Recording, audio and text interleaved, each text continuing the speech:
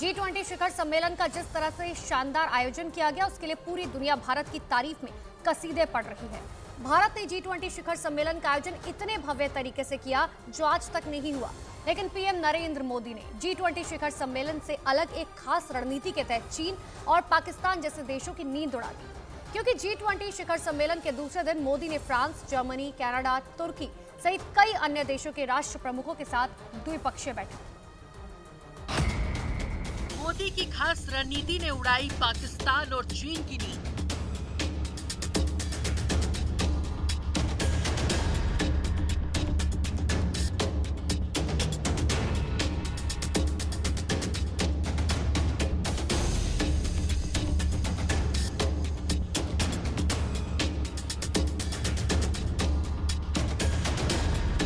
इतिहास कैसे रचा जाता है ये मोदी को पता है।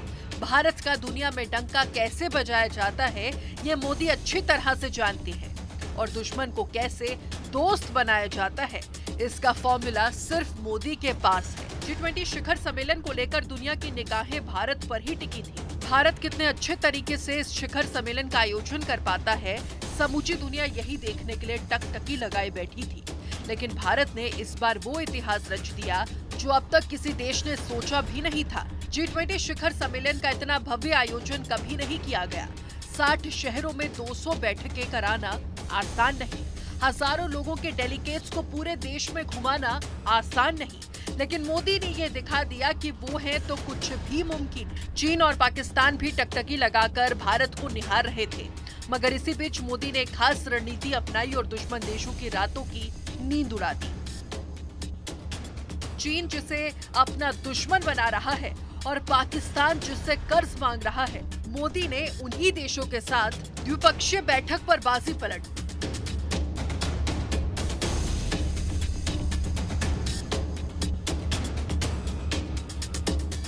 प्रधानमंत्री नरेंद्र मोदी ने G20 की बैठक से अलग कई देशों के राष्ट्र प्रमुखों के साथ द्विपक्षीय बैठक की। लेकिन फ्रांस के राष्ट्रपति इमैनुअल मैक्रों, जापान के प्रधानमंत्री फूमियो किशिदा और कनाडा के पीएम जस्टिन ट्रूडो के साथ मोदी की मुलाकात कई मायने में काफी अहम रही। मोदी ने इमैनुअल मैक्रों, फूमियो किशिदा और जस्टिन ट्रूडो से जो बातचीत की उसके बारे में आपको जरूर जानना चाहिए, क्योंकि भारत ने इस बार सच में बहुत बड़ा इतिहास रचा है।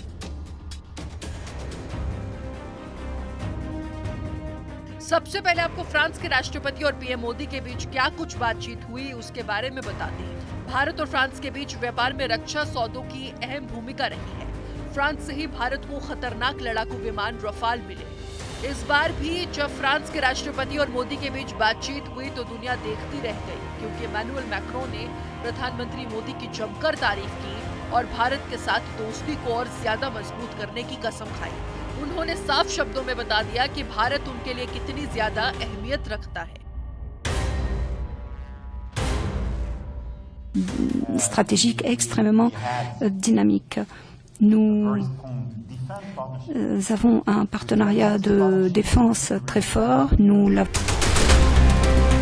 यानी फ्रांस ने साफ कर दिया कि वो हमेशा भारत के साथ खड़ा रहेगा और अपनी दोस्ती को निभाएगा।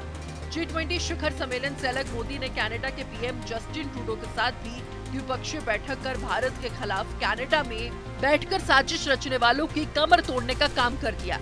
बीते कुछ महीनों में कनाडा में खालिस्तानी समर्थकों ने भारत के खिलाफ साजिश रचने के लिए पूरी ताकतें झोंक रखी हैं। वहां से ऐसी तस्वीरें सामने आती रहती हैं जिनमें भारत के खिलाफ जहर उगला जाता है।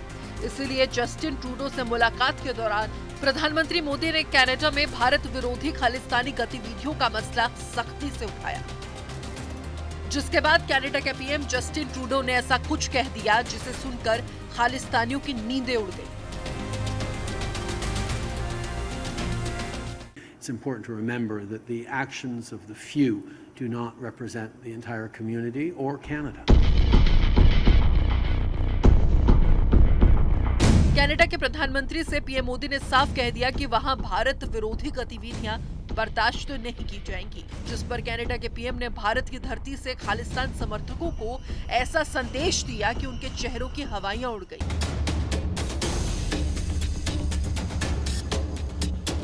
वहीं जापान के प्रधानमंत्री के साथ भी मोदी ने द्विपक्षीय बैठक की, जिसमें दोनों देशों के बीच आपसी हितों पर चर्चा हुई। लेकिन जिस तरह से इस बार G20 का आयोजन किया गया, जापान के प्रधानमंत्री फूमियो किशिदा भी खुद को भारत की तारीफ करने से नहीं रोक पाए। Mr. Modi of India for exercising outstanding leadership as chairs of the summits. पिछले 2 दिनों में भारत ने 15 देशों के साथ द्विपक्षीय बैठक की, जिसमें इन सभी देशों के साथ भारत के संबंध पहले से ज्यादा मजबूत हुए हैं।